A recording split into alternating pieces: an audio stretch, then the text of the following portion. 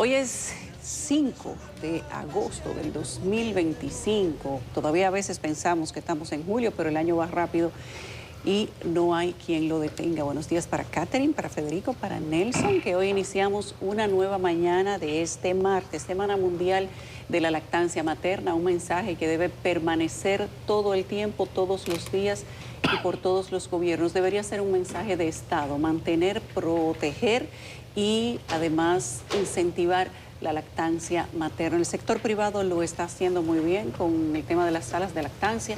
Dice la UNICEF que no todos los niños y en declive que pueden recibir lactancia exclusiva, y ojalá que esto sea parte de la cultura de República Dominicana, porque niños que son lactados, dice la ciencia, no nosotros, van menos veces al hospital. Si usted sintió esta mañana un temblorcito, como que le dio un mareíto, no estaba mareado, fue que tembló la tierra. 5.2 con epicentro en Boca de Yuma, más o menos por ahí. Y todavía no tenemos el reporte del Instituto de Sismología, pero ahorita más o menos se lo leemos. El iPad de Catherine y el mío están ahí pendientes de que el Instituto de Sismología nos diga algo. Nos dicen que no hay mucha gente ahí, que a veces no amanece nadie. Bueno, pero ahora con el horario laboral cambiado. Se turnan, se pueden turnar. Hasta las 3. Se pueden turnar, sí, quién sabe. ¿Quién sabe? Bueno, pues el asunto es que ahí no amanece nadie y lamentablemente uno no tiene las informaciones, digamos que técnicamente medidas, pero lo cierto es que hoy tembló la tierra y que el calor hace eso. Miren ahí, este es el diagrama que nos enviaron un poco más temprano, marcado. Se sintió en Aguadilla también, donde nuestros hermanos de Puerto Rico y en Mayagüez. Pero el epicentro realmente estuvo en la República Dominicana, a la altura de Boca de Yuma. Decir que Boca de Yuma está cerca de Puerto Rico, ciertamente. Y pregúnteselo a los muchachos de La Yola, que organizan su viaje por ese punto de salida del país. Hay una nota luctuosa para hoy. Murió el ex ministro de Cultura José Rafael La Antigua, intelectual y clave de las letras dominicanas, autor de una lista importante de obras poéticas y ensayista. Era amigo tuyo, Nelson. Te voy a dejar las palabras de apoyo a ti, que eras amigo de José Rafael La Antigua. Hoy también nosotros tenemos que resaltar el tema de los feminicidios, los que se cumplieron y los que han tratado de cumplirlo.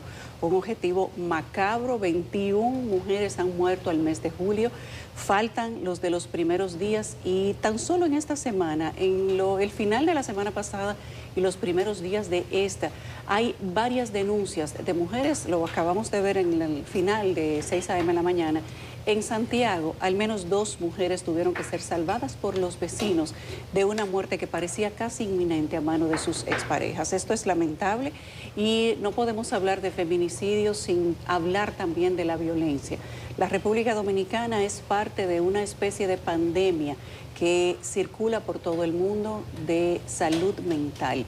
Y parte de esta necesidad de salud mental se ve reflejada en la violencia intrafamiliar, la violencia callejera, la violencia de tránsito, y no hay manera de cambiar todo esto si no prestamos atención a nuestra salud mental y la de las personas que están cerca de nosotros, de nuestras familias, de nuestros hijos, de nuestros compañeros, y tratar de actuar en consecuencia.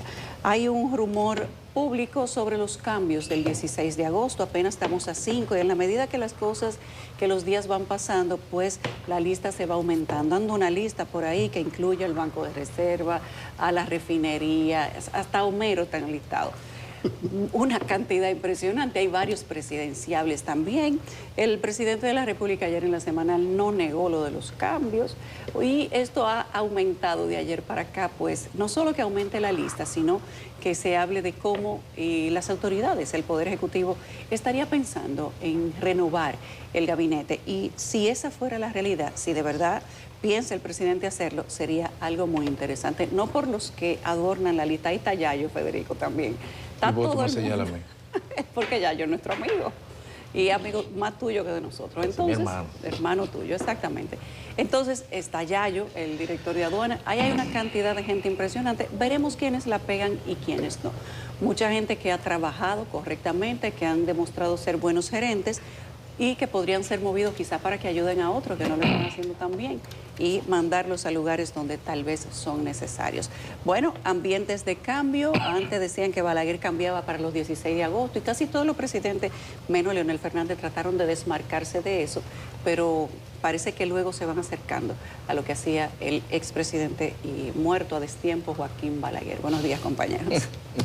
Sobre todo a destiempo. Buenos días, 5 de agosto. Empezamos la mañana, Yulisa, Catherine, Nelson, escuchando a su majestad, Catherine, su majestad, Silvio Rodríguez. El necio. Su majestad, anótenlo ahí. Esa no era la canción, pero bueno, es un tema personal. En el plano, República Dominicana amanece con noticias, muchas recurrentes. En el plano internacional hay más todavía. En Brasil, el día de ayer, el presidente Jair Bolsonaro fue sometido a prisión domiciliaria. El hombre que tenía como medida de coerción el uso de grillete electrónico y no usar sus redes sociales para incentivar o desequilibrar o incidir en el proceso, como es natural y obvio, pues no solamente no hizo caso, sino que a través de sus redes estaba poniendo sobre la mesa munición para sus, digamos, comilitones pudieran atacar el proceso del cual es el víctima. Y el juez Moraes, presidente del Supremo, lo sometió a prisión domiciliaria el día de ayer. Otra vuelta de tuerca puesta por un juez que le metieron la Manisky la semana pasada en un país donde tiene el 50% de aranceles. O sea que el escenario lo que tiende es a radicalizarse y Lula contento porque eso levanta dentro del contexto del nacionalismo brasileño su popularidad que estaba en caída. A propósito de las deportaciones, de que siempre somos víctimas, siempre somos criticados a nivel internacional por los mismos organismos de siempre. Esos organismos de siempre están criticando las deportaciones que está haciendo Pakistán. Oigan los números. De 1.4 millones de afganos, más los 1.2 millones de afganos que están deportando al mismo tiempo los iraníes. Estamos hablando de movimientos migratorios de 2,5, 3 millones de personas en lo que va de meses. Así que el tema de migratorio es un tema que realmente es transversal a la realidad de todos los países, no es un tema de la República Dominicana. Entonces, por lo tanto, cuando nos vayan a juzgar, veamos la paja en el ojo ajeno. En Estados Unidos, el día de ayer, el Departamento de Estado señaló que pondrá próximamente en vigencia de manera piloto un programa que lo hizo en el 2020 para las visas B1 y B2, turismo y negocios, para exigir una fianza de 5, 10 mil y 15 mil dólares a los ciudadanos de determinados países, que no sabemos cuál será la lista definitiva todavía, que son del grupo de los que se quedan, por decirlo de alguna forma. Si vemos el listado del 2020 como referencia, ningún país de Latinoamérica estaba ahí. Estaban muchos países del sudeste asiático y también del centro de Asia. Ya en el plano más local, en la semanal, el presidente Luis Abinader señaló ayer una obviedad, que el Código Penal aprobado, como toda obra humana, es perfectible. Claro que lo es. El tema no es la declaración solamente, el tema es ver si de aquí en esta vacatio legis y en la próxima legislatura que se aperturará la semana que viene, podamos tener realmente las medidas correctivas, o mejor dicho, para usar el eufemismo, las medidas que tiendan a perfeccionar esa obra de los seres humanos que se hizo en el Congreso y que el presidente aprobó. Ahí mismo también el presidente dijo, le ripostó al presidente Danilo Medina con el tema de la tanda extendida, diciendo que no es como él dice, que la tanda extendida se está aplicando y que él ni tenía ni tiene conocimiento dice el presidente Abinader al presidente Medina, de la realidad de las ejecutorias a nivel de escuela que él hizo en su gobierno. Vaya usted a ver. Yo creo, señor presidente y ministro de Educación, que más que decir con palabras, declaraciones, lo que hay que poner sobre la mesa son estadísticas e informes. No es con párrafo ni discurso. Estadísticas, informes y evaluaciones, porque estamos hablando de concreto. Es muy fácil medir si sí o si no.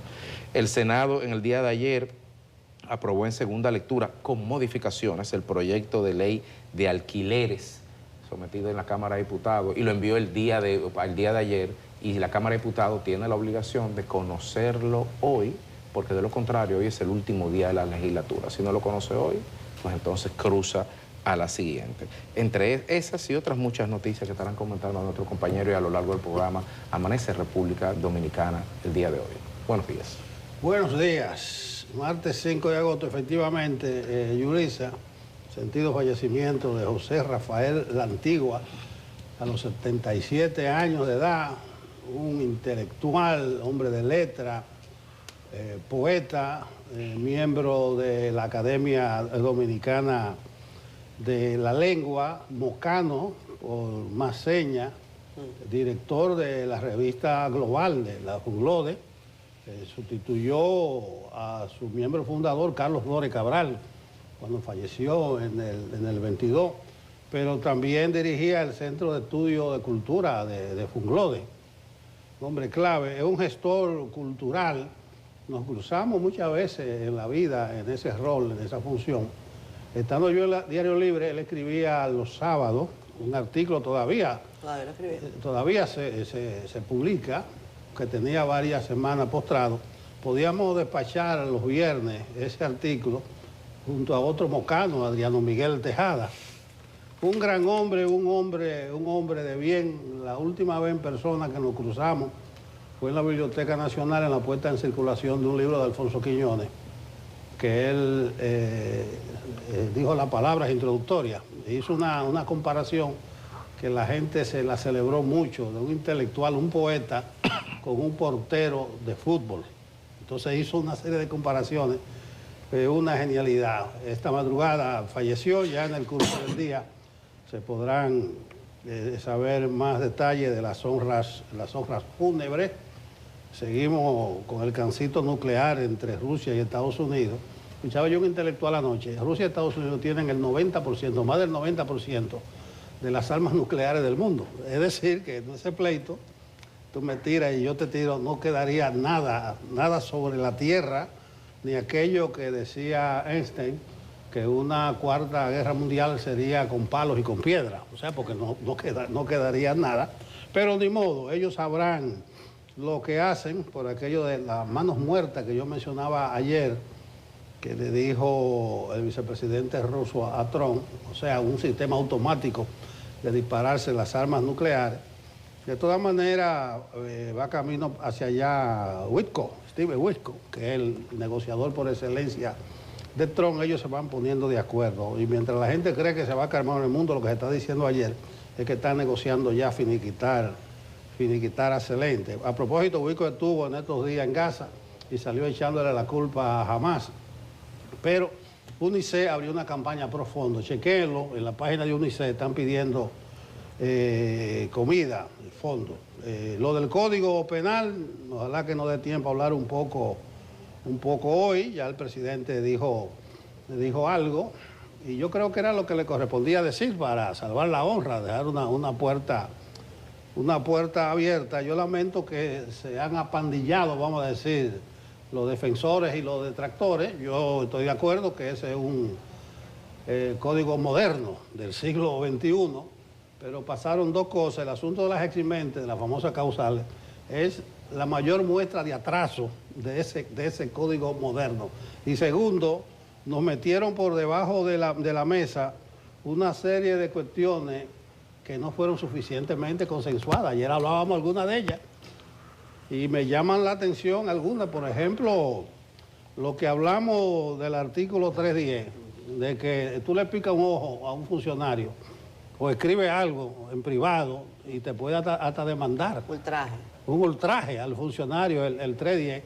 Y el asunto de la prescripción, Catherine, ayer te miré, porque tú asentiste cuando yo dije que 20 años.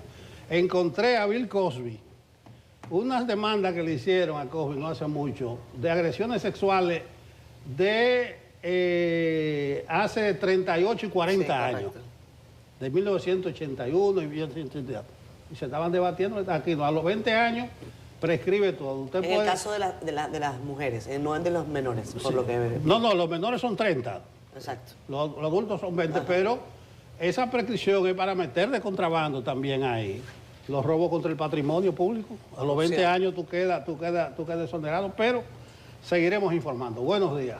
Bueno, buenos días, Nelson. Buenos días, Yolisa. Federico, no quiero extenderme demasiado. Tenemos que agilizar el programa de hoy. Tenemos muchos temas. Hacerme solidaria con la familia del escritor, un amigo, exministro de Cultura, José Rafael La Antigua. Él ha escrito, como dice Nelson, una vasta obra que yo creo que vale la pena revisar. José Rafael La Antigua era un hombre de trato afable, una persona muy cordial como ocurre con la gente que dedica su vida a la educación, a la cultura, a ese arte de reconocer en el otro, incluso en la diferencia, la virtud.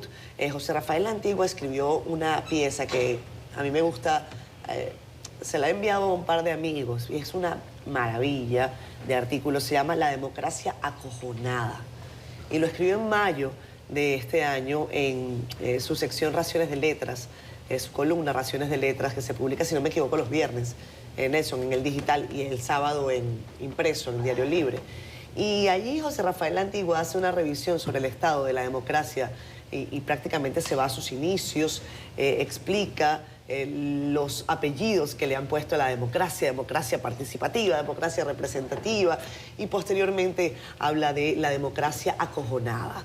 Y simplemente para decir en estos tiempos algo con lo que La Antigua empezó y cerró con esas palabras. Creo que vale la pena su justo homenaje, faltará mucho más, sin duda, no será esto suficiente.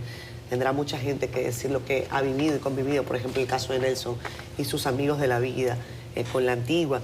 Dice, la democracia anda dando barquinazos, aletargada, diezmada, perdida en su propio laberinto, azotada en su gólgota de azares.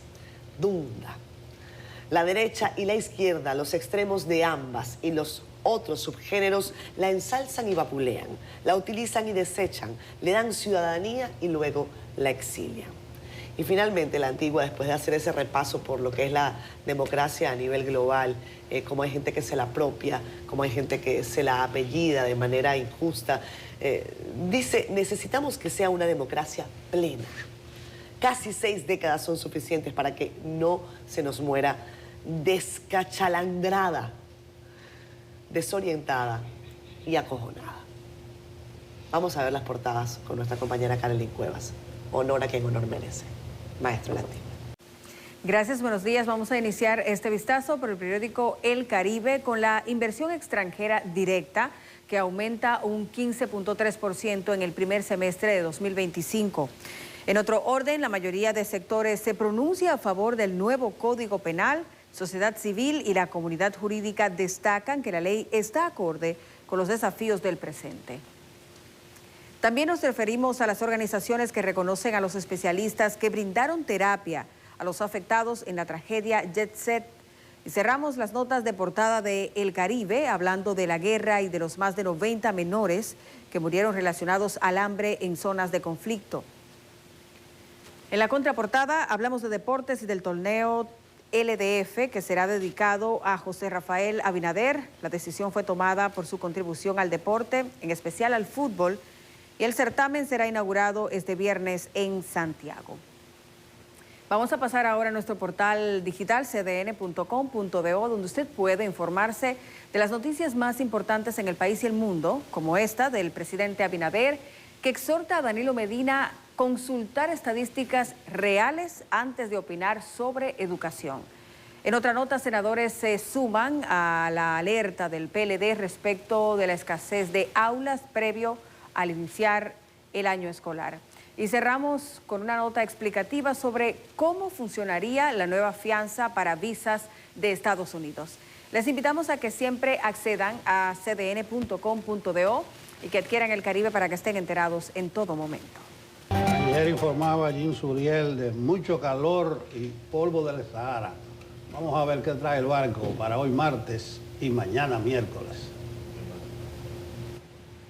Muchísimas gracias, muy buenos días. Vamos a estar muy atentos al Océano Atlántico porque se ha activado la temporada ciclónica en las últimas 24 horas. Hay 3 áreas de interés y de entre ellas una tormenta tropical, Dexter, que se está moviendo hacia el Atlántico Norte sin representar peligro para la región del Caribe, tampoco para República Dominicana.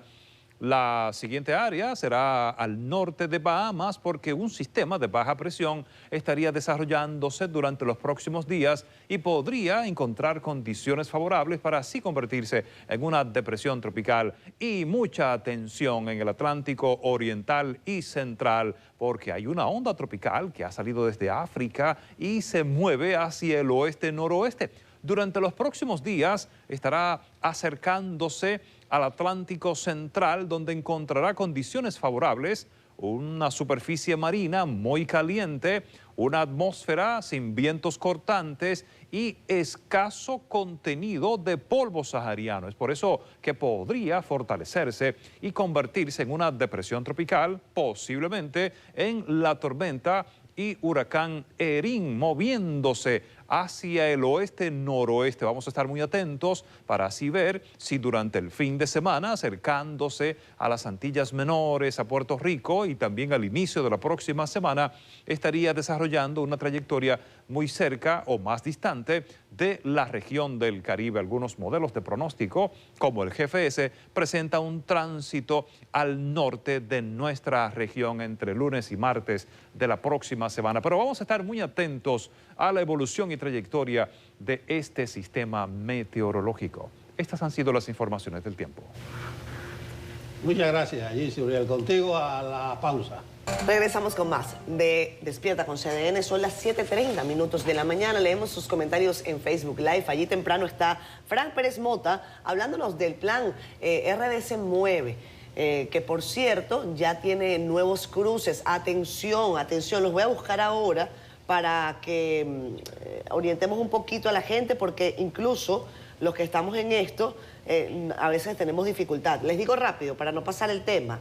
Avenida Abraham Lincoln con calle Víctor Garrido Puello, dirección noreste, allí no se puede cruzar a la izquierda. Abraham Lincoln con calle Andrés Julio Aybar, dirección noreste, no se puede cruzar a la izquierda. Máximo Gómez con avenida Pedro Livio Cedeño, dirección noreste, no se puede cruzar a la izquierda.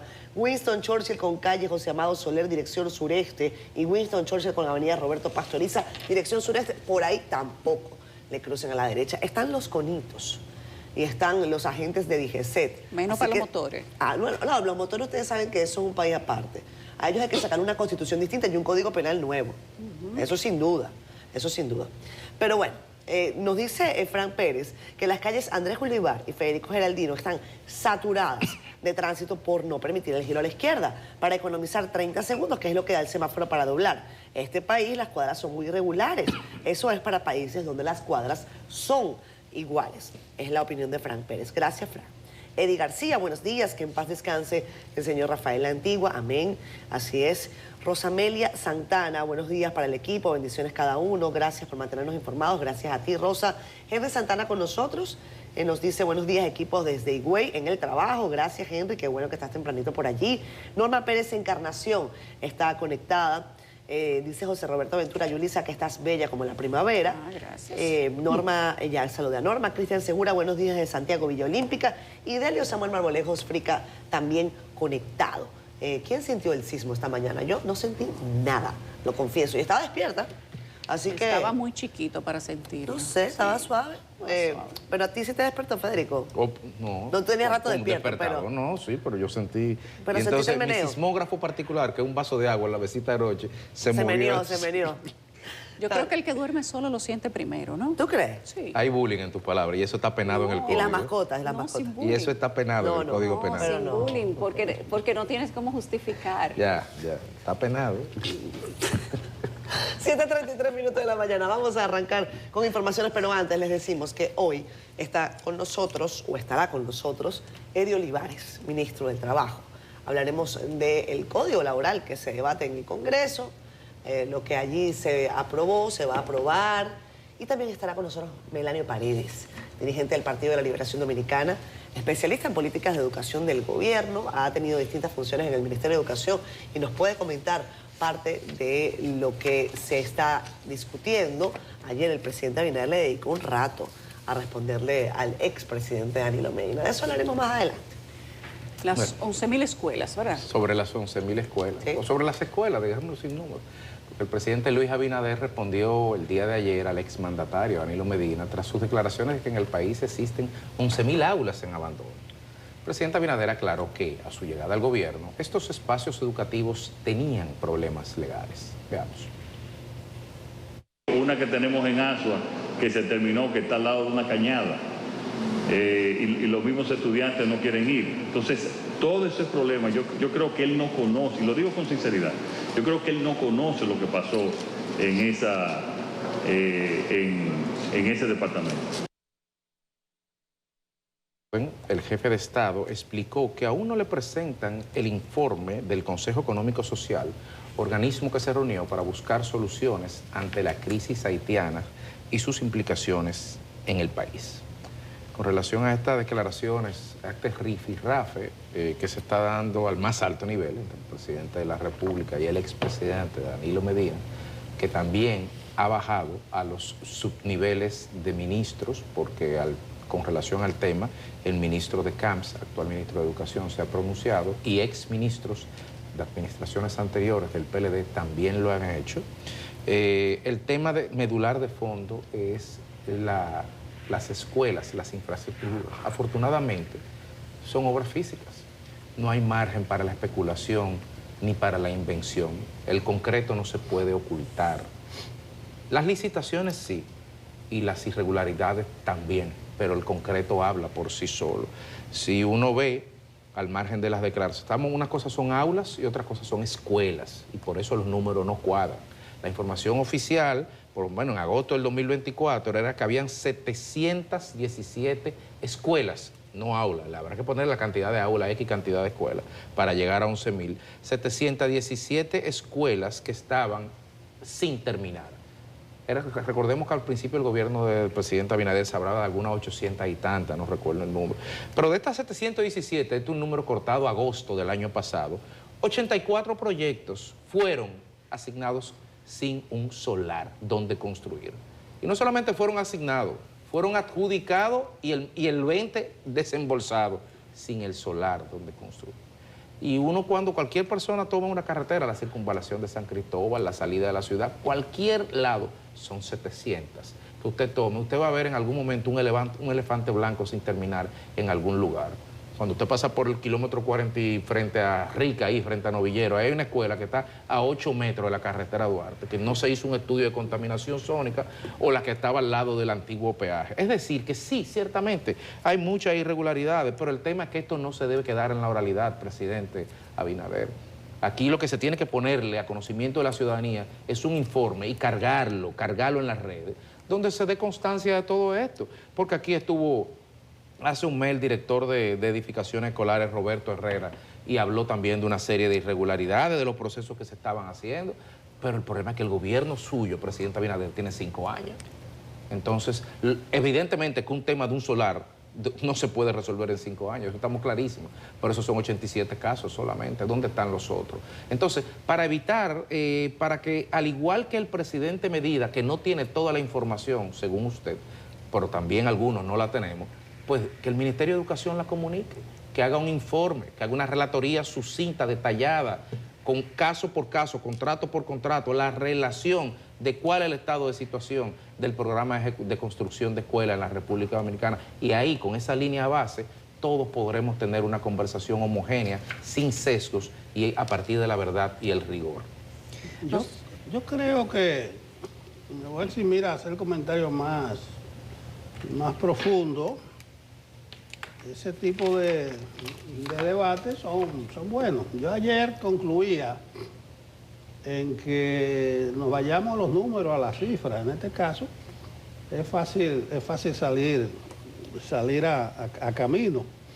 No voy a abundar mucho al respecto, pero yo saludo este dime y direte, que no solamente rifirrafe, que no solamente es con Danilo, también con Leonel. Pero eso es parte de la democracia. Recuérdense que va para 2 meses y medio de aquella junta de expresidentes, pero eso fue nada más para el tema haitiano. Estamos esperando todavía, en el CES se ha complicado la existencia, pero si ellos fueron capaces de sentarse a discutir un tema de nación como el de Haití, también pueden hacerlo con el tema de la educación. Mi amigo Miguel Guerrero me acaba de mandar un estudio que hace, no la conocía, una asociación de centros de estudios públicos. Una encuesta, dice que es la quinta, que habla de infraestructura, gestión escolar, calidad del aprendizaje, clima de convivencia, impacto de políticas educativas recientes. A propósito de estos debates de la educación, de la tanda extendida, etcétera, lo voy a leer, Miguel, con detenimiento y veré qué se le saca, pero yo saludo que Abinader se adentrara un poco más en la respuesta. Yo decía ayer, Abinader, no responda, que ese es el papel de la oposición. parece que estaba en sintonía a esa hora en el programa y trató de ir un poco más a fondo, pero mándele ese debate a su ministro de Educación y a la gente que maneja los números, pero yo saludo que en democracia sucedan este tipo de cosas, Yulisa. Yo también. Yo creo que ese tipo de discusiones a veces aportan, siempre y cuando no sea simplemente para mantener entretenida a la población, sino que se vayan un poco más profundo y se vayan a los números. La oposición dice que se duplicó el presupuesto para educación y que pasó de 170.000 millones a 309.000 en 2025 y que era 170 en 2019. Y hablan de que se va a eliminar la tanda extendida para poder hacer un segundo horario o una segunda tanda de clase regular y que ya los niños que se quedaban tanda extendida, que eran los mismos de la mañana, para que las mamás pudieran trabajar, para que, decía el presidente Danilo Medina, pudieran echar adelante, pues ya no van a tener esa facilidad. Y quizás cuando se habla de ese tipo de cosas, para darle claridad a la gente, sí es necesario dar algunas respuestas. No todavía se han dado quizás respuestas definitivas, el tema queda un poco abierto. Hay que ver si educación dice cosas con números, aunque ellos han dado una rueda de prensa para anunciar el inicio de clases y han dicho que hay más de 30.000 niños que van nuevos a la clase, que no estaban en el año pasado y que van a empezar con los niños de 3 años de edad. Ojalá que así sea, porque hay una necesidad perenne en la clase quizás más desposeída, que no pueden llevar a sus niños a tener una educación temprana y eso es sumamente necesario. Sin embargo, hay que aclarar lo de que si se va a eliminar o no la tanda extendida, porque eso sí sería un retroceso. Y todavía el gobierno no ha dicho si es cierto o no. Ojalá que no sea cierto y que sea simplemente un discurso de oposición. Hoy, por cierto, viene Melanio Paredes, exministro de Educación. Y con él vamos a ver cuáles son las observaciones que tiene la oposición y en qué se basan esas observaciones, porque no hay manera de desmontar cifras si no es con otras cifras. Nosotros aquí tenemos una publicación en CDN, puede ser, la empezamos a hacer en 2020 y la hemos ido actualizando, se llama Las escuelas que nunca se construyeron. Ustedes pueden buscarlo en YouTube. Ahí nosotros ponemos los testimonios de todos esos ingenieros. Muchos de ellos no quisieron hablar, pero le publicamos los nombres y los montos que le dieron igualmente, sobre cómo recibieron contratos que nunca ejecutaron, cómo se les entregaron los fondos que nunca ni construyeron la escuela ni devolvieron los fondos. Muchos de ellos con quienes hablamos, algunos por teléfono, les decíamos, pero usted quiere dar una... No, o sea, no quieren... Ellos quieren que su nombre se mencione lo menos posible. ¿Qué usted hizo con el dinero? Bueno, yo lo gasté, usted sabe, uno tiene que vivir. ¿Dónde está la escuela? No, porque usted sabe, vuelta, pero ¿dónde está la escuela? Que usted fue contratado y que le dieron el avance. No, lo que pasa es que no me habían dado el terreno. Algunos no les habían dado el terreno, pero les avanzaron la primera parte para la construcción de las escuelas. Otros empezaron escuelas y hicieron cualquier tipo de chinchorro en lugares donde no podían instalar escuelas. Usaron el dinero que se les dio, dinero del Estado, pero al día de hoy, 5 años después, esas personas no han sido llamadas por las autoridades penales para rendirle cuentas a este país. Alguien tiene que dar la cara por todo el dinero que se dilapidó en ese sentido. ¿Qué va a pasar con esas escuelas? Pues no sabemos. Y si esas fueron las que se dejaron de construir, pues también es cierto que muchas otras se construyeron. La oposición dice que faltan aulas y faltan escuelas. El gobierno dice que no es así, que se han construido tantas aulas, tantas escuelas. Bueno, es una discusión que merece ser un poco más profunda, pero también esa discusión tiene que incluir cómo se va a resolver el aumento de la nómina escolar con los nuevos niños que tienen que ir a la escuela y cómo se aclara el tema de la tanda extendida. Y si se les va a dar cobertura a una población que arranca a los 3 años de edad, ¿cuál es la logística que tiene en las autoridades, sobre todo de educación, para incluir los niños que las madres dicen que se quedan afuera y los que dicen las autoridades que ahora van a empezar con los 3 años? Sí, algo me consta, y es que si esas madres no se levantan a las 4 de la mañana para ir a hacer una fila con un cupo supuestamente reservado, no le inscriben los niños y se llenan los cupos.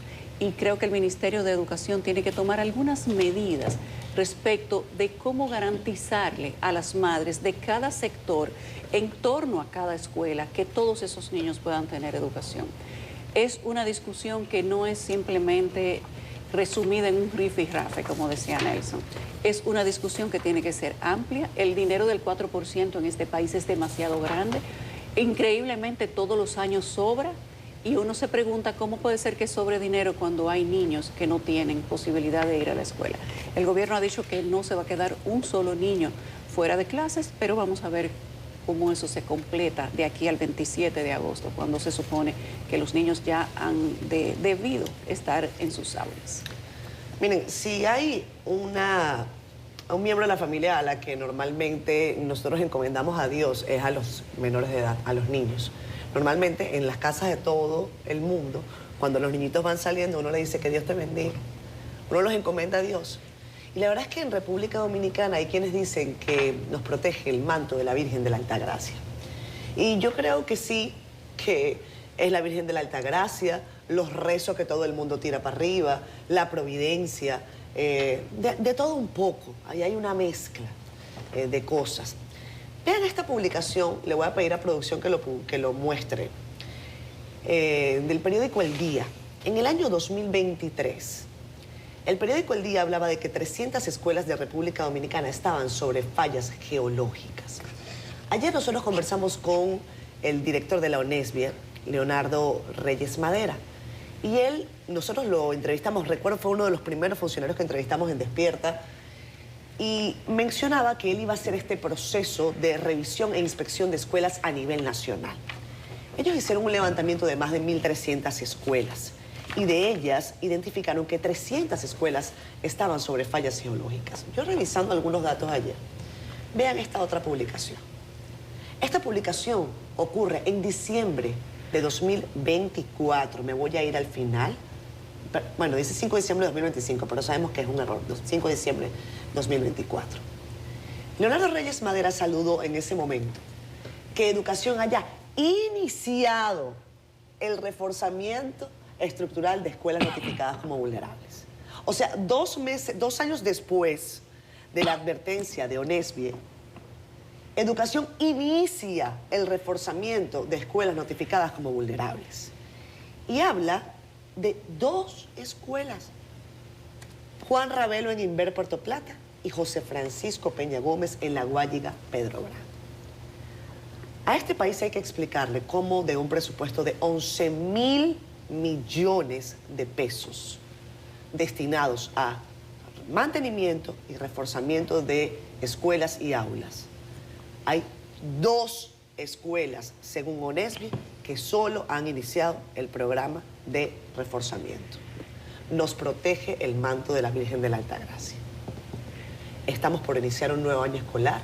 Ayer se cumplieron 79 años del terremoto de Puerto Plata, pero seguimos haciéndonos los tontos, viendo hacia otro lado. Entonces yo creo que no hace falta revisar demasiado para saber que hemos sido, y vamos a decirlo así en plural, aunque yo no ni soy ni pertenezco ni he querido ser nunca parte de ningún ministerio, pero vamos a decirlo en plural para que nadie se me ofenda. Hemos sido absolutamente o parcialmente incapaces o incompetentes, póngale el adjetivo que usted quiera, para ejecutar un presupuesto ya grueso, y eso lo ha descrito nuestra compañera Yulisa Céspedes en innumerables investigaciones. Hemos comprometido un presupuesto importante del país en algo que sigue sin dar resultados, sigue sin dar beneficios. No estamos hablando de la calidad, estamos de la calidad educativa, estamos hablando de infraestructura escolar, que sigue siendo entonces una deuda pendiente, no solamente de esta administración, también de las anteriores, pero estos señores tienen 5 años. Vamos a pausa. 7:57 minutos de la mañana. A ustedes gracias por continuar con nosotros. Les habíamos mencionado en la parte inicial del programa quién sería el invitado, al menos el primer invitado del programa para la jornada de hoy. Está con nosotros Eddie Olivares, ministro de Trabajo. Eddie, gracias por acompañarnos. Como siempre, es un placer tenerte por acá para preguntarte sobre varios temas, por supuesto, del ámbito laboral, pero también sobre temas partidarios. Bienvenido. Gracias, yo muy contento de estar aquí con ustedes. Bueno, Eddie, vamos a arrancar por ahí. Vamos a arrancar por Código Laboral. Leía algunos datos que mencionabas en entrevistas recientes. Has insistido en que el código se va a aprobar con la ausencia del tema de la cesantía, o sea que la cesantía se va a mantener exactamente tal como está. Eso ha generado algunas reacciones del sector empresarial, que insiste que se va a perder una gran oportunidad. ¿Cuál es el avance, si hay avance en esa negociación? No, pero yo pienso que el empresariado ha logrado, en el contexto de los debates sobre la reforma, avanzar mucho en cuanto a la visibilización del tema de la cesantía. Ese es un avance importante. La cesantía es una cultura. Estamos hablando de que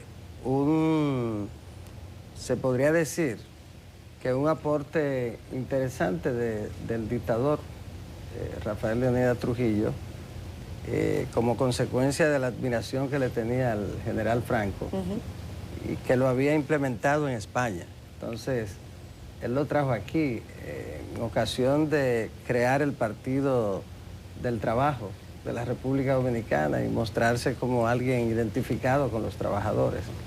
Al final, eso terminó convirtiéndose en una cultura. Por ejemplo, aquí, en este canal,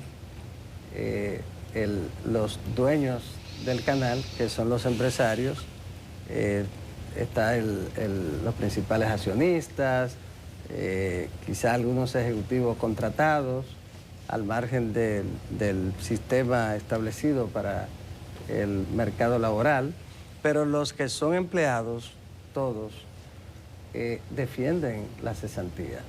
Es un tema de intereses, entonces, por eso resulta tan difícil usted sencillamente abordarlo desde un ángulo frío, porque es humano.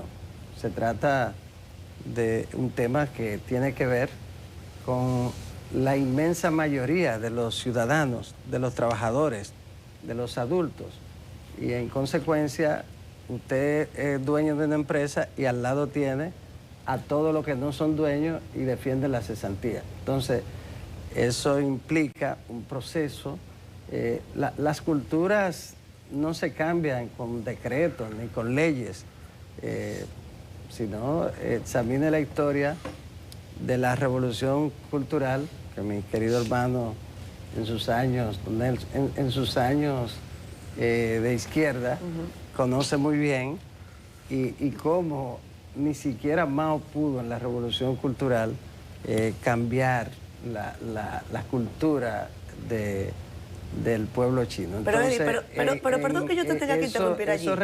Eso requiere un proceso. No entiendo. Ese proceso, el empresariado, sí, un liderazgo joven que comunica muy bien, con posiciones progresistas, que han sido fundamentales para la paz laboral que hoy tenemos. Sí. Somos un referente en el mundo en un tiempo de polarización, y ese es un liderazgo consciente, y pienso que muy inteligentemente han avanzado mucho y han logrado colocar en esta reforma una serie de transformaciones de extraordinaria importancia para ellos. Yeah. Mientras los trabajadores se han concentrado en defender la cesantía, sin embargo, los empresarios han logrado espacios que no tenían ni pensaban tener en esa reforma, que va a ser muy favorable para ellos. Ministro, con el tema de la cesantía, ciertamente hay dos bloques enfrentados, como usted acaba de señalar, por pura dialéctica, el empresario y el trabajador. Y en el contexto del tripartito, el Estado fungiría como un árbitro. Sí. Sin embargo, hemos visto que en el caso particular de la cesantía, el Estado ha tenido una posición un poco ya, digamos, más parcializada, y esto es una opinión personal, más parcializada hacia uno de las partes contendoras. Le pregunto, en esta nueva oportunidad, porque hay que verlo así, de poder discutir el código nuevamente, ¿se ponderarían entre los dos sectores las diferentes propuestas de viabilizar otros mecanismos de implementar la cesantía que ha puesto el empresariado sobre la mesa? Porque ellos no están diciendo que no. Han hablado de tope, han hablado de cuantía, han hablado de mecanismos de, digamos, de derivarlo. ¿O es simplemente cómo se podría hacer? Mire, lo que ocurre es, a veces vemos el debate sobre el tema de la cesantía. La cesantía existe. No es que se está haciendo una reforma y se va a introducir la cesantía. Es que la cesantía existe. Sobre la base de lo que existe, se produjo una discusión en la mesa del diálogo tripartito. Ahí estaban los empresarios, los trabajadores y el gobierno.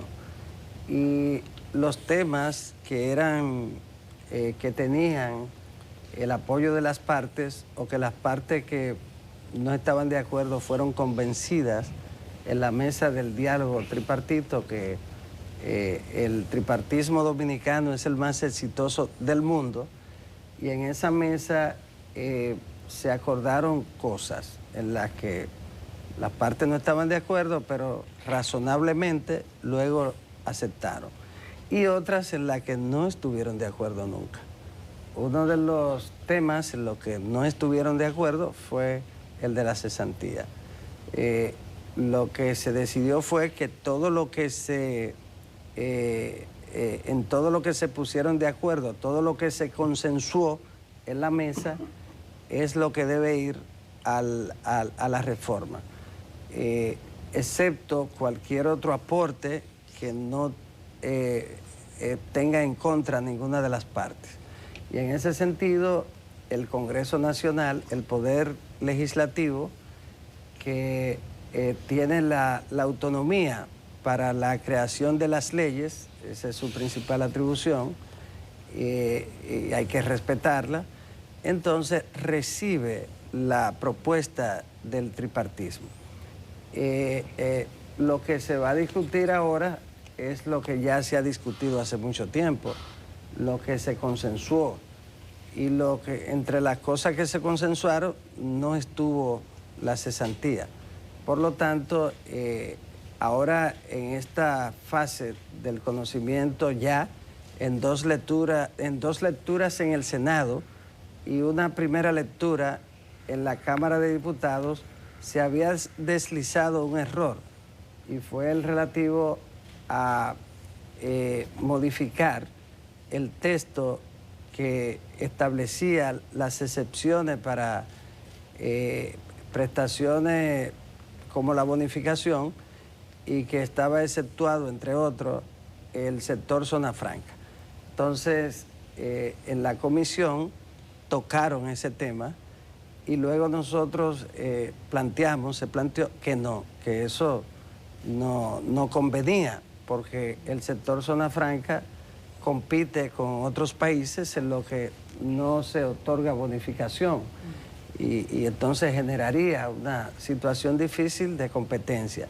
Entonces, que inmediatamente eso se corrigió, pero luego en el envío del texto aprobado por el Senado se deslizó el error y fue igual que como estaba. Entonces, ante esa situación y otros temas más que planteaban los empresarios, pidieron que el proceso fuera a una velocidad más adecuada. Entonces, se decidió dejarlo sobre la mesa. Como se estaba conociendo en una segunda legislatura, perimió ese proyecto, y en consecuencia va a ser introducido en la próxima legislatura ordinaria. Ya el presidente del Senado, don Ricardo de los Santos, hemos hablado, y él tiene la intención de que se conozca de nuevo primero en el Senado. Y en ese sentido están preparados para hacerlo, todo revisado, porque tenemos tiempo para eso, pero yo entiendo que esa reforma puede perfectamente, porque ya está trabajada, puede perfectamente y sin ningún error aprobarse en las primeras semanas de esa legislatura. Y debería ser la primera ley aprobada en esa legislatura, porque todas las condiciones están dadas. ¿Y sabe por qué? Porque es una ley anacrónica. el Código de Trabajo es anacrónico, está fuera del siglo XXI y el mercado laboral, el país, necesita esa reforma. Y quien sale mejor beneficiado en esa reforma, en gran medida, los trabajadores también, pero los empresarios salen muy bien en esa reforma y solo ganan en esa reforma, solo ganan. Ellos están haciendo su trabajo. No, pero ellos no ese es lo el mismo, trabajo si no, no de hubieran ellos. parado el Código Laboral. Bueno, no, el Código lo paró el Congreso. Se paró en el Congreso. No, Eddie, no. Entonces, dame un chance, Yulisa. Yo no voy a meterme en la cesantía. Lo último que yo supe fue una rueda de prensa que la vi, no lo voy a dar detalles, de Pepe Abreu y Comparte, que se quejaron y objetaban ese código porque le metieron la mano, desnaturalizaron cosas que ya se habían consensuado antes. Eso es lo último que yo sé de la parte laboral. Es decir, que parece que le parece no es tan fácil como usted lo plantea. La decisión de nosotros es que todo lo que se consensuó tiene que estar ahí. Todo lo que se durante consensuó. 12 años, 13 El respeto al consenso, porque estamos diciendo, bueno, los empresarios quieren no la eliminación, porque también ahí hubo después una confusión. Correcto. Porque se había enfocado mal al principio, enfocado desde el punto de vista de lo que estaba en contra de la cesantía. Y se habla de un tope. Ellos plantean ponerle un tope a la cesantía. Ese es el planteamiento. Los trabajadores dicen que no aceptan que sea tocada la cesantía. ¿Y el gobierno apoya eso? Pero el gobierno apoya que se respete lo que se pactó. Entonces, en ese punto no hay nada pactado. Por eso, entonces la cesantía para esta reforma se quedó fuera de la mesa. Pero tú lo llevas todo como si fuera solamente el tema de la cesantía, y de lo que menos hablaron los empresarios fue de la cesantía. Hablaron de otros artículos que para ellos eran más importantes y ellos decían, no se llegó a ningún acuerdo con la cesantía, pero lo que se hizo en el Congreso, cambiar varios artículos que ya habían sido socializados con lo que estábamos de acuerdo y pusieron en el Congreso cosas que no sabemos de dónde lo sacaron. Nosotros lo asumimos como un golpe para el empresariado. Lo dijeron aquí en este mismo programa. Se deslizaron dos o tres cosas. O sea, porque fue al Congreso la propuesta tripartista, entonces fue a una comisión. En la comisión, de alguna manera, como es natural, esa comisión duró un tiempo trabajando, en la que estaban representaciones de los del PRM y de Fuerza del Pueblo, que son los que tienen representación en el Senado. Entonces... no fue una travesurita eso del Congreso, ¿no? Yo pienso que discutieron los temas. Después entonces, porque también el Congreso es el primer poder del Estado. Claro, cuando en el tripartismo se ponen de acuerdo las partes, es como si el Congreso Nacional estuviera recibiendo una propuesta de ley que ha apoyado la sociedad, porque ahí en el tripartismo está la sociedad. Entonces, por eso es que la decisión del gobierno es que se respete plenamente lo que se acordó en el diálogo tripartista. Esa es la posición de nosotros y creo que en ese sentido no va a haber inconveniente. El empresariado dominicano es un empresariado consciente, progresista, está defendiendo lo que ellos entienden que deben defender. Ese es su papel del liderazgo sindical. Pero es un liderazgo nuevo, un liderazgo consciente y un liderazgo que le ha hecho un gran aporte al país. Y estamos convencidos de que no será distinto en esta reforma. Eddie, quiero preguntarte también sobre otros temas. Hay algunos ruidos sobre posibles cambios en el tren gubernamental. Quiero tener tu perspectiva. A lo mejor no puedes decirme tú quiénes son los que van a ser cambiados, porque esa es una disposición del señor presidente de la República, pero si tienen asidero esos ruidos o si se trata solamente de rumores. En todo caso, el partido de gobierno va a celebrar el próximo fin de semana 5 años en la administración pública. Tú mencionas el asunto de las reformas. Hay quienes consideran que este gobierno ha podido ser un poco más enfático en algunas cosas que propusieron desde la campaña y que no se han traducido en cambios reales, al menos en lo que ustedes han podido llegar en materia legislativa. Caso Código Penal, eso está escrito en documento incluso, que el PRM apoyaba las causales, ahora dice que no, o al menos no sus legisladores. El PRM no ha dicho que no. Bueno, ha dicho que no en el Congreso de la República, que es su órgano de ejecución de ley. Lo dejaron libre. No lo dejaron libre, aprobaron un código que no tiene las causales, Eddie. Es verdad. Entonces, y ese código que no tiene las causales es un código apoyado en su mayoría por el PRM, que dijo en campaña que apoyaba las causales. Entonces, el cambio ahí al menos no ha existido. Sí, por un Congreso controlado por el PRM. ¿Correcto? Pero al final de cuentas dejaron en libertad a los legisladores sobre la base del concepto del... Libre albedrío, está bien. ¿Y por qué no lo hicieron con la reforma? De conciencia de los legisladores. Constitucional. Y lo dejaron libre. Pero está bien. En lo que tiene que ver con la... háblame de los cambios. ¿Cuál crees tú que ha sido el legado del gobierno ahora en 5 años? En lo que tiene que ver con los cambios, el presidente me parece que ayer se refirió a ello y creo que dijo que siempre las posibilidades de cambios están. Y si él lo dijo, que es el jefe del gobierno, yo no podría ir más allá de lo que él dijo. Él es el que sabe. En consecuencia, siempre existe esa posibilidad de los cambios. En lo que tiene que ver con el legado, yo pienso que ahora nosotros en el Congreso Nacional, en lo relativo a reformas, tenemos un gran desafío. Y es el hecho de que tenemos una mayoría altamente calificada en la Cámara de Diputados, que es la más compleja en relación con la composición de sus integrantes. Nosotros recibimos un apoyo amplísimo, tanto como para tener 144 diputados, más los 29 senadores. En el esquema del sistema electoral dominicano, tener 29, 30, 32 senadores, de 32 es posible. Y de hecho los partidos que han ganado ampliamente siempre tienen una altísima matrícula de senadores. No así ocurre en la Cámara de Diputados, que el sistema electoral facilita una mayor representación de minorías. En ese sentido, tenemos un gran desafío. Tenemos que hacer las grandes reformas. Yo pienso que con la del Código Penal, anacrónico, muy anacrónico, el más anacrónico de Occidente de todos los códigos, o uno de los más, porque está pendiente el Código Civil, que es un código napoleónico.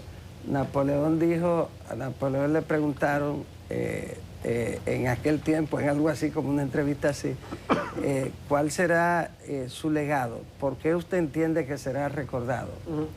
Y todo el mundo esperaba que le identificara las batallas. Y Napoleón sorprendió a todo el mundo y le dijo, seré recordado por el código. Era por el Código Civil, ese que está vigente en la República Dominicana casi intacto. Y él dijo, seré recordado por el Código Civil. No, él dijo por los códigos. Claro. Pero esos códigos estaban encabezados por el civil, que se convirtió en el corazón del sistema judicial en todo el mundo, en el referente mundial. Y así fue. Todavía nosotros, cuando hablamos de Código Civil, tenemos que hablar de Napoleón. Fíjense cómo el presagio de él, su visión. Porque los códigos son fundamentales para el desarrollo de la vida. En este caso, nosotros ya el primer paso es el Código Penal. Sí. El siguiente paso debe ser el Código de Trabajo, sí, que está anacrónico.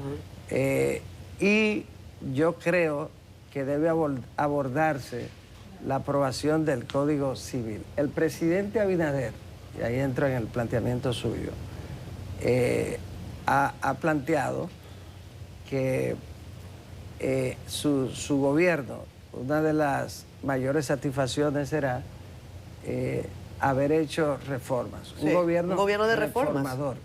Y yo pienso que ese camino hacia grandes reformas empezó con el Código Penal, con todas las reservas que siempre se pueden tener en una ley tan importante. Pero está pendiente eso. El sistema de la seguridad social, que también es necesario abordar y reformar, que debió hacerse 10 años después, en el 2011, y sin embargo estamos en el 2025, y que impactan en la vida de cada uno de nosotros. Y en ese sentido es un gran desafío. Creo que al final tendremos probablemente las mayores reformas de la historia de la República Dominicana y que estarán promulgadas por el presidente Abinader. Recuerde también un legado a propósito de eso, la reforma de la Constitución en la que el presidente petrificó todo lo relativo a la alternancia en el poder, que cuando usted mira hacia cualquier país, incluyendo ahora recientemente a El Salvador, se da cuenta de la importancia de un presidente con alto sentido institucional. Ministro, usted habla de códigos, y tan importante como los códigos son los códigos procesales que garantizan la implementación de esos códigos. En el plano de vista del laboral, ¿cuáles son las novedades, o por decirlo de algún eufemismo, las oportunidades de mejora que tendría el conocimiento nueva vez del código laboral en materia procesal, en la implementación de esa ley? Aquí estuvieron algunos expertos, estuvo el CONEP también, hablando de algunas cuestiones que les parecían que debían ser mejoradas, como el tema de que si va a haber preliminar de conciliación con el mismo juez o no.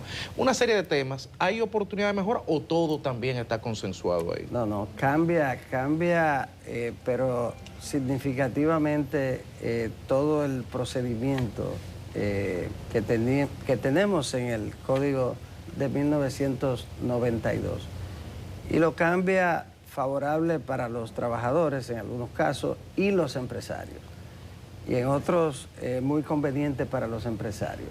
Por ejemplo, se introduce, y fue eso parte del acuerdo tripartista, se introduce el juez de la conciliación. Ese juez va a encargarse exclusivamente de una etapa procesal que va a privilegiar la conciliación, una etapa especializada de la conciliación. Actualmente el código te dice, bueno, en cualquier etapa del proceso, aún faltando un día para que el juez dicte la sentencia, tú puedes conciliar, pero no era una conciliación especial como esta en el inicio, antes del proceso. Entonces, ese juez de la conciliación, acompañado, auxiliado con mediadores que van a ser capacitados en la Escuela de Mediación del Ministerio de Trabajo. Ya nosotros estamos empezando la construcción de una edificación sobre la base de una que había empezado hace mucho tiempo, de una edificación que la vamos a hacer para que en ella funcione la escuela de mediación, que va a ser un centro de mediación, no solo pensamos para el tema laboral, sino para todos los temas que sea necesario conciliarlo o buscar resoluciones alternativas. Y en ese sentido, ya el amigo Nelson Espinal, que es un amigo de muchos años, aceptó colaborar y asumir la dirección de esa escuela de mediación que está también institucionalizada en la reforma, está en el código. De modo que ese es un paso importante, pero otro, brevemente, muy importante en materia procesal, es el que tiene que ver con el hecho de que ya eso que ocurre, de que alguaciles acompañados con hombres, camiones, se paren frente a una empresa, sí, la desmantelen, la incertidumbre que eso creaba y todo lo que de alguna manera ejercimos alguna vez derecho laboral, sabemos lo que eso implica y lo saben también las pequeñas, medianas empresas, lo que eso implica. Ya eso no va a ocurrir, porque el proceso de ejecución de una condena laboral va a cumplir con el debido proceso, va a ser razonable. Entonces, todas estas cosas, en el que decíamos anteriormente del juez de la conciliación, el trabajador no tendrá que esperar 5 o 6 años o vender sus potenciales prestaciones, pero el empresario no va a estar distraído en ese tema, sino que en poquito tiempo ya tendremos una solución sin que tenga que ir a los tribunales a una litis. Eso no le gusta mucho a los abogados laboralistas, pero primero, hay trabajo, primero el trabajador, el derecho del trabajo tiene como protagonista fundamental la protección del trabajador. Muy bien, se nos quedaron tantísimos temas, se nos quedaron los chinos. Yo le iba a hablar acusándolo de renegado con lo del Código Penal, porque ustedes renegaron a esa causa. No hablamos de cuál es su candidato favorito en el partido, es decir que... Si es que lo tiene. Se fue muy rápido el tiempo. ¿Pero tienes candidato favorito ya? ¿Tienes candidato favorito yo? Bueno, o candidata. Tú puedes aspirante. Bueno, vacilón, no, a decirlo rápido. Sí. Tú puedes tener. Ahora, yo vine a este programa muchísimas veces criticando, cuestionando el hecho de que las campañas a destiempo atentan contra la integridad de los procesos electorales. Porque el que tiene mucho dinero tiene una ventaja frente al que no tiene. Sí. Entonces, la integridad de un proceso electoral se inicia con la escogencia, con la selección de los candidatos. Entonces, si esa selección está acompañada de violaciones a la ley, eso está mal. Bueno, entonces, en este país, uno de los que no puede venir a justificar campañas a destiempo soy yo. No, yo sé, yo lo entiendo. Usted es un tema de coherencia. Vicepresidente ejecutivo del PRM. Sí, así es. A usted lo pusieron ahí como un jefe, porque Palice va a estar muy ocupado. Ahora usted está ocupado que ministro. Bueno, pero estamos... Ojalá que usted quede como ministro de Justicia, que es otra cosa. Cumpliendo con el deber. Que usted se da y que buen ministro de Justicia por su experiencia. El evento que se va a celebrar en Sanssouci, que fue el 17. Sí, es un evento muy importante. Ahí se va a tocar lo relativo a los 5 años. No, es un evento... ¿Es una rendición más chiquita? Es un evento donde se toca todo lo relativo con un enfoque del partido. Usted tiene mucho que celebrar. De lo que ha ocurrido durante estos 5 años. Tienen mucho que celebrar. Pero muchísimo. Parece que sí. Pero nosotros somos el referente mundial en este momento en cuanto a un sistema ya que ha avanzado hasta un nivel tal que, por ejemplo, esa reunión del presidente con los expresidentes para tocar un tema de trascendental importancia, solo se ve en este país. Eso usted no lo encuentra en Estados Unidos. En España es impensable. Y que ya en toda Europa es impensable. En Argentina es impensable. En Brasil con Bolsonaro y Lula es impensable. Gracias, Eddie. O sea, nosotros somos un referente mundial. Nosotros a veces no sabemos lo que tenemos. Bueno, y eso no es solo el producto del PRM, es el producto de muchos años, de muchos sacrificios, de mucha gente que construyeron esta democracia que tenemos nosotros que cuidar y mejorar. Sí. Eddie Olivares, ministro de Trabajo. Somos muy amigos, por eso yo le llamé renegado con el asunto del código. Un hermano. Un hermano. Mea culpa tiene que darse ahí, golpe en el pecho con eso. A lo mejor el domingo. A la pausa. Melanio Paredes, dirigente del Partido La Liberación Dominicana, exministro de Educación y otros cargos menores. Pero a propósito, ayer encabezó una rueda de prensa y se fue lejos el hombre, se fue hondo, que ha colapsado el sistema educativo. De seguro desde el gobierno le dijeron, Melanio, bájale algo. Bájale algo. Colapso. Colapso es una cosa catastrófica. Hasta los años hay que bajarlo porque no lo toman en cuenta. el presidente ayer dijo que Danilo tiene unos años. En el caso nuestro también, que somos más o menos de esa generación, tenemos que cuidar. Entonces fue intencional que él decía que y los demás candidatos, Danilo no es candidato. Sí, parece que el subconsciente lo traicionó. Sí, yo no sé por qué dijo eso, los demás candidatos. Pero ¿qué tiene que ver que sea uno candidato? ¿Cómo es? ¿Qué tendría que ver que sea uno candidato? ¿Como que echándole leña al fuego por la campaña? No, porque parece que él todavía está en campaña, presidente. No, hombre. Sí, él parece que recordó el debate del 20 y los debates anteriores. Entonces, no, el presidente hoy lo queremos como estadista. Bueno, que pero, se ponga por Melanio, encima vamos a de entrar en que materia. ellos. Yo creo que hay un poquito de exageración.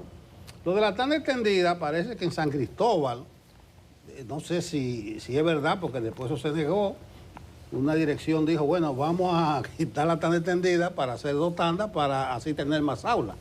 Y el mismo presidente dijo que hay un problema en el este, fundamentalmente en el rinconcito ese, Bávaro, Punta Cana, porque con tanta construcción y tanto empleo, se ha mudado mucha gente para allá.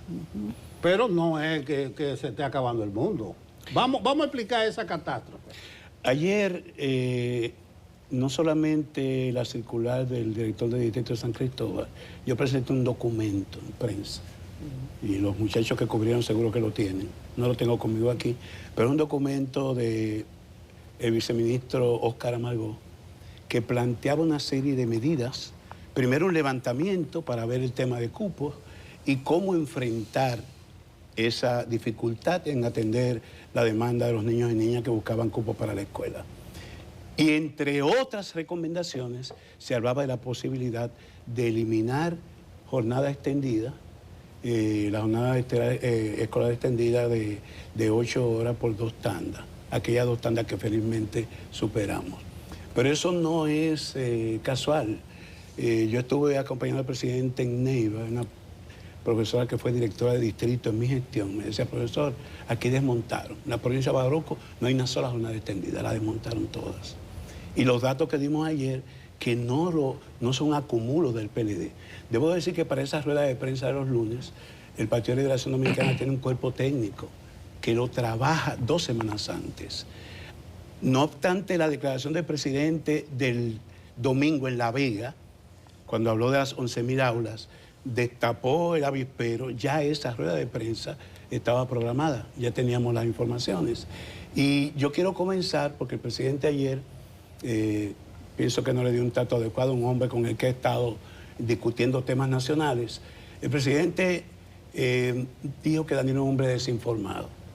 Yo estuve con Danilo en las aulas. El primer trabajo de Danilo fue en aduana. Luego discutimos el Código Tributario en el Congreso, mediados de los 90. Danilo es un hombre que maneja las cifras y las estadísticas como si fuera en un cuadernito de colmado. Yo quiero que me presente en producción un cuadro que dice la verdad. Es probable que parte de lo que el presidente dijo tenga que ver con unas escuelas que estaban detenidas. Ahí tienen ese cuadro. Es un cuadro revelador. Es probable que ustedes no lo puedan ver ahí, pero yo puedo ayudarlo desde el teléfono. Ustedes lo tienen en pantalla. Ese fue el cuadro que dejó la administración del presidente Medina a la nueva administración de Luis Abinader. Es el Programa Nacional de Edificaciones Escolares. Ahí está la cantidad de aulas que quedaron en construcción, exactamente 532 aulas en construcción, están detalladas, luego lo veremos, están detalladas por áreas, por regiones, que no están incluidas ahí. Las que habían recibido pago, hay 245 escuelas que quedaron detenidas en ese momento. En esas 245 escuelas, que es posiblemente a la que se esté refiriendo el presidente Abinader, se establecen las razones por las cuales estaban detenidas. Una, por un tema técnico, otra, por los contratistas, otra, por el solar, una por pago y, en definitiva, la mayoría eran por razón de los contratistas. Un contratista que a lo mejor tomó el 20%, no tenía cómo continuar y detuvo 104 escuelas en totales. Si ustedes ven más abajo, la cantidad total de escuelas que estaban programadas en el 2020 eran 1.922. El promedio de aulas por escuela, una escuela primaria completa, debe tener unas 12 aulas, pero los liceos y escuelas mucho más grandes pueden llegar a 16, 18 hasta 20 aulas. Si tomamos un promedio de 15, que es moderado, 15 aulas por escuela, estamos hablando de más de 10.800 aulas que quedaron en construcción, sin incluir las detenidas. Las detenidas, contrato, es cierto. Gente que se pasó delito y ofrecieron solares que quizás no tenían las condiciones técnicas, también. Pero era la gran minoría. La gran mayoría de escuelas, y ayer presentamos gráficas, quedaron o en zapata o a medio construir y este gobierno no las terminó.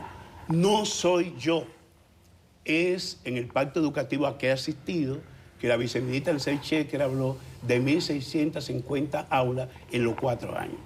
Y el portal de educación, donde tomamos los datos que ustedes vieron ayer, habla de 2.900 aulas construidas en los 5 años. Cuando el presidente habla de 800 escuelas, presidente, yo creo que usted debe revisar sus asesores para que no lo desinformen. No es Danilo el que está desinformado, es usted, respetuosamente. Pues si usted habla de 800 aulas y usted multiplica por el promedio que hemos dicho, no da 2.900 aulas escolares. El otro tema también que es muy lamentable, y aquí debíamos estar discutiendo sobre otros temas, la irrupción de la inteligencia artificial, los riesgos y la potencialidad. Ya se está hablando de aprendizaje dialógico, con un diálogo entre la inteligencia humana, el maestro y el alumno, la inteligencia artificial generativa y la inteligencia colectiva, el acervo de 5.000 años de conocimiento que están en la nube. No, aquí todavía estamos en las miserias materiales, que deviene de la pobreza. Si los muchachos tienen o no tenis o zapatos para ir a la escuela, si tienen que merendar o desayunar, porque sus hogares no les pueden proporcionar eso. A mí me consta que la mayor deserción ahí antes del 2010, cuando no teníamos 4%, era por un problema de alimentación. Entonces, yo entiendo que en la gestión del presidente Medina, prima facie, lo que estaba era resolver esos temas cuantitativos de la educación. El tema de cobertura, el tema de asistencia a los alumnos para evitar la deserción escolar, y se hizo con éxito. Entonces, ¿qué era lo que estaba planteando como compromiso el pacto educativo? Que en ese periodo, del 2020 al 2024, debían construirse 10.000 aulas. ¿Para qué? Para lograr universalizar la cobertura en el nivel primario, y por favor, si me ponen el otro cuadro, el nivel primario, llevarlo de 94 a 100%. Secundaria, que lo dejamos en 72%, llevarlo al 100%. E inicial, que es donde hay que hacer el mayor esfuerzo, llevarlo desde, fíjense, inicial. Ese es un dato de la Oficina Nacional de Estadística. ¿Ustedes saben cuántos niños tenemos de 1 a 5 años en el país? 1 millón de niños. 1 millón de niños. Y ahí está la masa crítica. Si no hacemos esfuerzos importantes por impactar esa población, que es donde está todavía la plasticidad cerebral, lo que usted no obtuvo en esos años se perdió. Por eso aparecen por ahí profesionales taxiando y haciendo cosas, porque perdieron la posibilidad. Cuando nosotros con esfuerzo, que entramos a los 7 años, ¿verdad, Nelson? Hicimos esfuerzo para tener algún nivel de competencia en nuestras carreras profesionales. Pero está ya la neurociencia establecido que hay que hacer un mayor esfuerzo. Y desde ese entonces, desde el año 2015, hubo un rediseño curricular en que se planteaba que había que trabajar con los infantes desde 45 días de nacido. Y los CAIPI tenían justamente ese propósito, porque los CAIPI lo que son escuelas públicas para trabajar con infantes. Es una barbaridad que hayan puesto al ministro de Camps, que tiene también que asesorarse mejor en presencia del presidente, a decir que van a ofertar un 30% para inscribir alumnos de 3 años. Sí. Como novedad. No es ninguna novedad. Ayer dimos los datos. Y ojalá, cuando se anunció ese programa, el presidente, yo lo saludé públicamente. Pero una cosa son los sueños y otra cosa es la planificación. Si usted no tiene la cobertura para para inscribir a los niños de preprimario de 5 años, todavía no están en el 100% inscritos. Si no tiene para aumentar la cobertura en primaria, que bajó de 94% que dejamos a 92%. Hay un cuadro de indicadores, si producción me lo pone, ahí están 11 indicadores en que hemos retrocedido. Si usted no tiene eso, no se mete en camisa de 11 varas, no haga propaganda. Antes del próximo cuadro, lo que dijeron del 30% es que ahora va a ingresar un 30% de 3 años menos, Federico. Sí. ¿Tú sabes cuántos son esos? Son 57.000 niños. ¿Y dónde están las aulas? Tú necesitas 900 aulas. Y además, por favor, se requieren aulas especiales.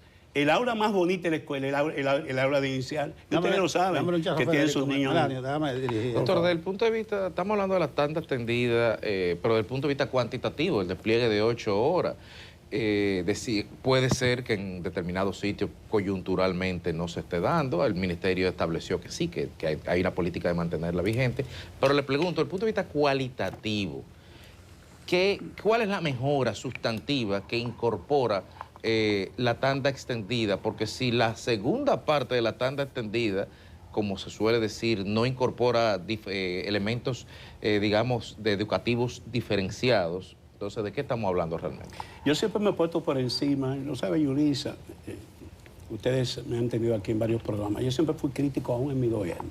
O sea, yo no tuve función específica durante el gobierno de Danilo Medina, y yo siempre reclamé que a la jornada extendida había que llenarla de contenido. Correcto.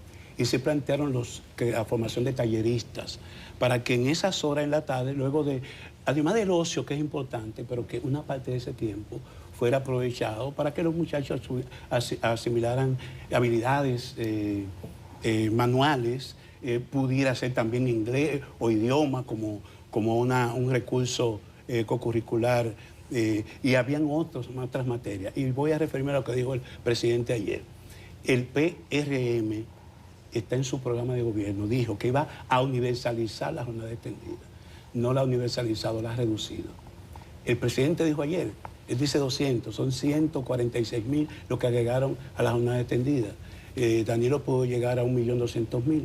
Tenemos prácticamente 1.8, 1.9 alumnos en las escuelas. Hay una parte que es de secundaria, pero para universalizarlo debemos llegar a 1.600.000 alumnos de primaria.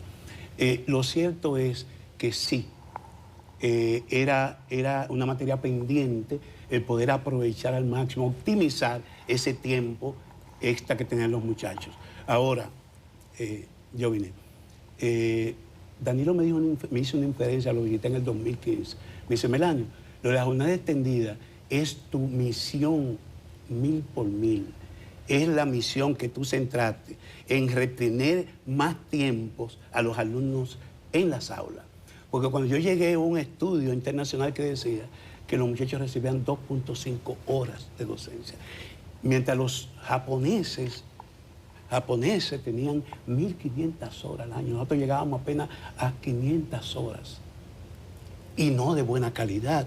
Entonces es preferible retener a los muchachos en las aulas más tiempo, aunque todavía quede pendiente lo de cualificar ese tiempo, que tenerlo en la calle expuesto a todas las tentaciones que da el barrio, que da el microtráfico, el narcotráfico y demás. Entonces, yo lo que pienso es el presidente dijo ayer que se va a moral cívica en la tarde. No, presidente, no. Es que, por eso es que esta materia hay que conocerla. En el año 2015 se hizo un rediseño curricular. Hay un cuadro, por favor, que está ahí. Yo pienso que el presidente está midiendo por encuesta. Por favor, Yulisa, hay una página donde habla del 4º grado y las ciencias sociales. La moral y cívica se da como competencia ética ciudadana. Son 7 competencias fundamentales porque el enfoque ya no es por contenido, el enfoque es por competencia. Antes, en la tradición, el enfoque era por contenidos. Entonces, ahora hay unas competencias fundamentales, ética ciudadana, que es la primera, comunicativa, etcétera. Hay unos contenidos para asegurar que los niños y niñas puedan al final del curso dominar esas competencias. Y hay unos indicadores de logros. Ahí está el cuadro. Si ustedes ven en ese cuadro, hay unas competencias éticas ciudadanas que se plantean con contenidos como la convivencia armónica, los valores, derechos humanos, están ahí contenidos. Y eso está para todos los grados, porque los valores no se enseñan en la escuela, se comienzan a vivir en los hogares, se viven los valores y en la escuela se socializan. A la escuela van los niños de un 40% de hogares monoparentales. Muchachitas que a los 13, a los 15 años comenzaron a parir, le dejaron los niños y niñas a las tías, a las abuelas. Ahí tú no puedes pensar en que esos niños van a llegar a la escuela con un sistema de valores de un hogar nuclear, con su padre y su madre. Pero también van los que tienen esos hogares que tienen su padre y su madre. ¿Qué es lo que hace la escuela? Uniformizar. Es un poco socializar para que no tengamos ciudadanos de primera, de segunda, de cuarta y de quinta categoría. Entonces, presidente, la educación cívica como materia, como asignatura, no, pero está de manera transversal en todas las asignaturas, fundamentalmente en formación humana y religiosa y en ciencias sociales, de manera que tampoco hay ningún invento. Claro, usted mide y dice, con el problema de los atracos, son los adolescentes, hay que volver a la educación cívica, como una añoranza que la recibimos nosotros, pero esa no es la solución. Melanio, al inicio del programa y ayer nosotros conversábamos con Leonardo Reyes Madera de la oficina de la ONESBIE, que es la oficina de revisión de infraestructura, etcétera, y sabemos que hay una dirección de infraestructura escolar del Ministerio de Educación, el viceministro es o ahora es director, Roberto Herrera, ha dicho que incluso se iba a llevar adelante una licitación para cambiar, remozar y reconstruir 1.200 escuelas. ¿Han hecho ustedes seguimiento a ese proceso? 1.200 aulas. Ajá, aulas, exacto. Claro, yo soy amigo, Luis Miguel es un hombre decente. Sí. Él hizo un relanzamiento o un lanzamiento de su gestión en la Biblioteca Nacional Pedro Enrique Ureña y yo asistí, me invitaron como pasado ministro y además yo soy miembro del Consejo General del Pacto Educativo y me pareció interesante lo que él habló, renovar los compromisos. Porque están las metas ahí, señores. El área educativa es el área más estudiada y planificada. Están los recursos humanos, porque hay más de 30.000 profesores que estudiaron su carrera y están esperando un puesto. Están los recursos, señores, este gobierno vio aumentar los recursos del 4% en un 82%. O sea, mientras la gestión de Danilo Medina el último año tuvo un presupuesto de 170.000 millones de pesos, que es mucho dinero, este año, el año 2024-2025, fueron 309.000 millones. Señores, y todos los indicadores cuantitativos y cualitativos de la educación dominicana han retrocedido. Eso es una barbaridad. Y yo he defendido que se establezca un sistema de indicadores para medir el impacto del 4%. 2.064.000 millones de pesos en estos 11 años a partir de 2013. ¿Qué hemos resuelto en materia educativa? ¿Qué tema está resuelto?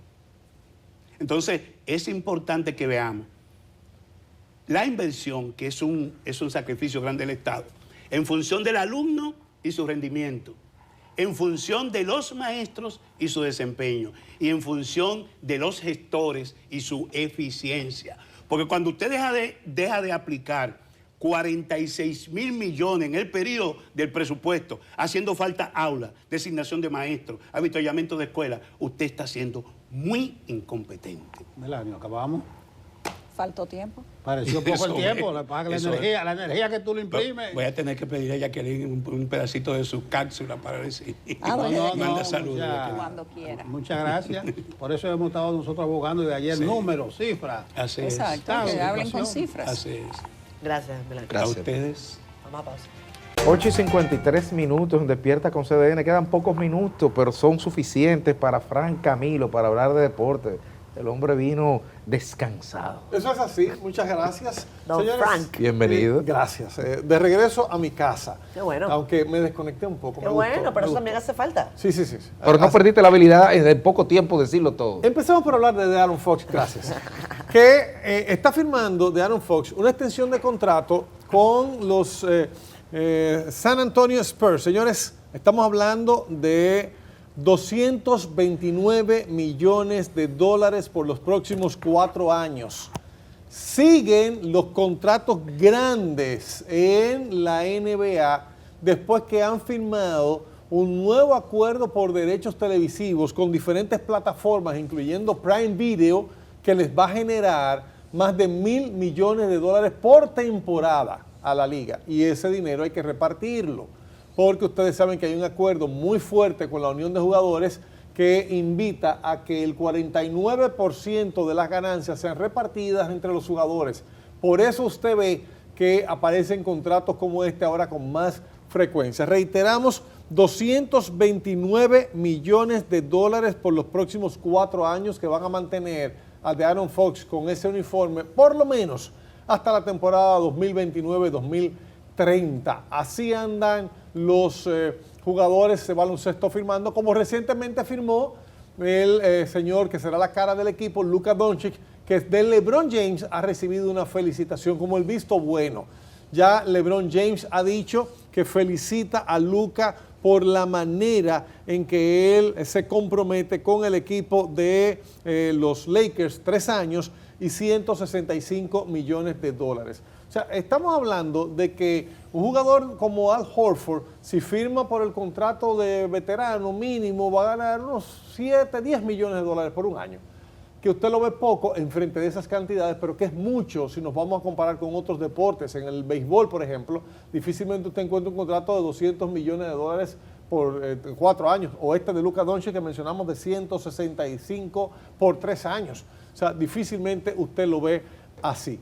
Bueno, y hablando de grandes ligas, tenemos que decir que Sandy Alcántara en el día de ayer, Brian Bello primero, muy bien, gracias muchachos. Brian Bello sí lució bien en el equipo de Boston, que consiguió vencer otra vez. Señores, Boston tiene 6 victorias consecutivas. Esta de ayer, agarrados de Brian Bello, entre otros, para vencer a los Reales, 8 carreras por 5. En el caso de Brian Bello, 6 entradas lanzadas de 5 ponches, una sola carrera que fue sucia, no le afectó la efectividad en el triunfo número 63 y 6º consecutivo de Boston. Hablé de Sandy a la Liga Dominicana de Fútbol, que le dedica al doctor José Rafael Abinader su torneo que arrancará el próximo viernes. José Rafael Abinader será homenajeado, muy merecido. Este hombre fue un gran promotor del fútbol desde la época de la Liga Mayor de Fútbol, y el doctor José Rafael Abinader puso el equipo de la Universidad OIM a jugar, y cuando se arma la Liga Dominicana de Fútbol, la LDF, pues el equipo de OIM entra sin ningún peros a esta liga. Y la última entrevista que este señor nos dio, precisamente nos las dio en un campo de fútbol, porque él le gustaba ir, aún en un estado de salud delicado, con enfermeras, con ayudantes que lo ayudaban a caminar. Él iba a los juegos de fútbol, y en uno de esos juegos allí en Cibao nos dio una entrevista, porque nosotros dijimos que si él viene, yo decía, si él viene yo lo quiero entrevistar. Y nunca olvidaré que se desmontó en el carro preguntando, ¿dónde está Frank Camilo que me quiere entrevistar? Bueno, pues el doctor José Rafael Abinader será homenajeado como se merece en el próximo torneo que arranca el viernes 8 de agosto, la temporada 11 de la Liga Dominicana de Fútbol. Pero llegaste en forma. Es así. Nunca la pierdo. ¿Pilas nuevas? El problema es la falta de un contrato de 150 millones. Te felicito, Frank. Merecidas vacaciones. Muchas gracias. Para igualar los esfuerzos, ¿verdad? Como tiene que ser. Contigo nos vamos, esa es la gran Bye, felicidad Frank. de esta sesión. No, sí. Sí.